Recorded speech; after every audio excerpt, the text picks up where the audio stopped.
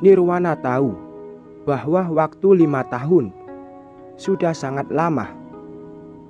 Sudah seharusnya gadis itu bosan menjalin hubungan dengan Bara. Namun kenyataannya, ia bertahan dan selalu merasa rindu. Setiap kali Bara sibuk dan harus pulang terlambat. Sedangkan tiap hari libur, Nirwana tak pernah menolak saat ditemani Bara berjalan-jalan. "Jangan melirik gadis lain saat bersamaku," ungkap Nirwana saat ia dan Bara berada di mall. Nirwana mempererat genggaman tangannya terhadap Bara, memutuskan menghentikan jalan sejenak.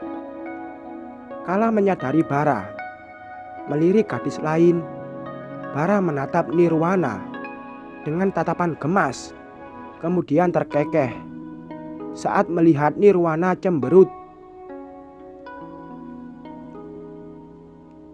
"Kenapa?" Heran lagi, karena aku tahu, padahal sibuk melihat-lihat etalase. "Aku tahu banget soal kamu, Bar. Jangan ngelirik yang lain." Bara menurut. Ia jadi lebih banyak menunduk selagi Nirwana mencari-cari barang yang diinginkan. Sesekali mereka mengobrol. Bara juga mengomentari beberapa hal saat Nirwana bertanya. Waktu beberapa jam tidak membosankan, sebab Nirwana pandai sekali membawa obrolan jadi seru. Walaupun sibuk memilih barang, seolah tak pernah bosan. Bara juga menghabiskan waktu malamnya mengobrol dengan Nirwana. Ia beberapa kali mengusap kepala Nirwana seperti kebiasaannya, juga membiarkan Nirwana bersandar di bahunya.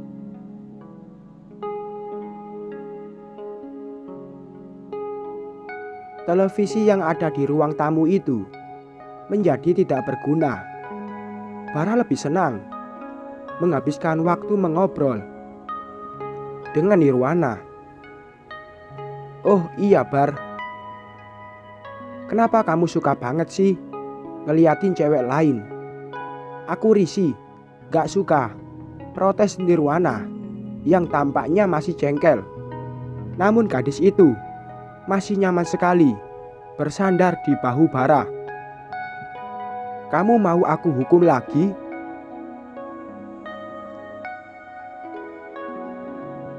Bara hanya tersenyum tulus, sebuah senyuman yang membuat perasaan Nirwana menghangat.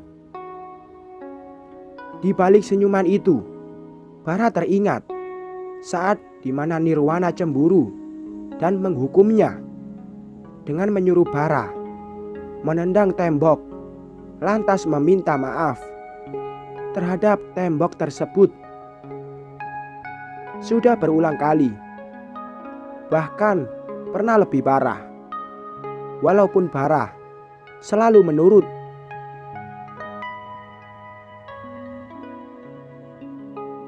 Itu jelas konyol, mampu membuat Bara tertawa. Beberapa saat kemudian, "Is, kenapa malah tertawa?" protes Nirwana. "Jawab dong." "Maaf, aku mengecewakanmu, ya?" tanya Bara, memandang intens terhadap Nirwana yang tidak lagi bersandar di bahunya. Sorot mata Nirwana langsung berubah. Gadis itu tersenyum malu sambil mengangguk. "Maaf deh." "Janji gak akan ngecewain aku?" tanya Nirwana. "Janji dong, sayang." Jadi lega. Nirwana langsung mengubah posisinya menjadi tidur di pangkuan Bara. Bara bertindak manis dengan mengusap kepala Nirwana dan juga tidak menatap ke arah lain. selain gadis yang sudah menemaninya bertahun-tahun itu. Lagian, kamu gak akan sanggup mengecewakan aku. Tak semua berjalan seperti ekspektasi. Bara perlahan berubah sikap, berusaha begitu keras untuk putus. Bahkan lelaki itu tanpa sungkan mengemas barang-barangnya dan hampir pergi. Nirwana yang tak ingin kehilangan segera memeluk Bara dari belakang, membisikkan berbagai pernyataan soal perasaannya yang teramat dalam selama bertahun-tahun.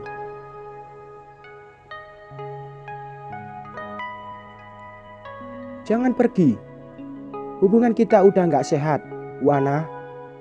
Kamu menjauhkanku dari segala hal yang aku sukai. Aku juga mau melakukan apa yang aku mau, ungkap Bara. Ia menarik napas panjang, mencoba terus mengingat saran teman-temannya. Akhiri saja. Jadi, bersamaku tak menyenangkan? Bersamaku membuatmu ngerasa gak bebas? Tanya Nirwana. Ia berusaha menahan tangisnya. Segalanya terlalu menyesakkan baginya. Kamu udah janji gak ngecewain aku sejak awal ini dimulai. Meskipun menjadi bimbang, Bara tetap mengikuti pemikiran logisnya. Ia melepaskan diri dari pelukan Nirwana, kemudian berjalan santai keluar dari kamar tersebut. Nirwana memandangi punggung Bara yang mulai jauh dengan tatapan sendu. Namun, gadis itu tak tinggal diam. Nirwana dengan cepat kembali memeluk Bara dari belakang.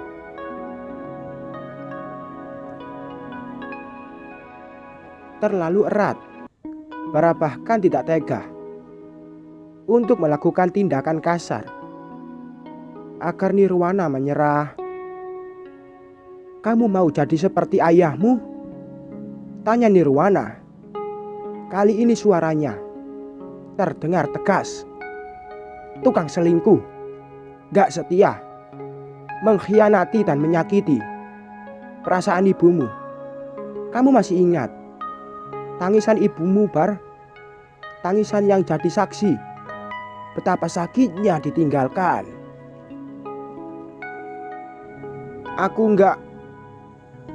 menganggapmu berkhianat. Kalau pergi, gak ada bedanya dengan ayahmu. Kamu mau kejadian serupa itu terjadi ya? Haruskah aku juga mati? Nirwana memotong perkataan Bara dengan cepat. Lantas, ia melepaskan pelukannya karena tahu kali ini ia kembali berhasil. Bara yang terdiam cukup lama berarti luluh. Nirwana mengenali hal demikian dengan mudahnya. Gak apa-apa, pergi aja. Artinya kamu sama aja macam ayahmu, menyakiti perasaan orang yang mencintaimu. Bara terdiam, kembali teringat saat dimana ibunya meninggal bunuh diri akibat sakit hati. Kepalanya menjadi pening. Ia takut akan kejadian itu. Nirwana sangat menyadarinya, terlebih karena punggung Bara terlihat bergetar. Tangan lelaki itu mengepal dengan kuat. Jangan pergi. Bara menarik napas panjang. Hingga akhirnya lelaki itu memeluk Nirwana dengan erat. Memeluk dan meminta maaf berulang kali. Meskipun suaranya terdengar begitu serak. Nirwana tersenyum diam-diam tahu ia akan selalu mendapatkan Bara. Lama mengenali Bara membuat Nirwana tahu banyak soal lelaki itu. Dapat pula dengan mudah mengorek luka masa lalu Bara saat lelaki itu tidak menurut. Sekian.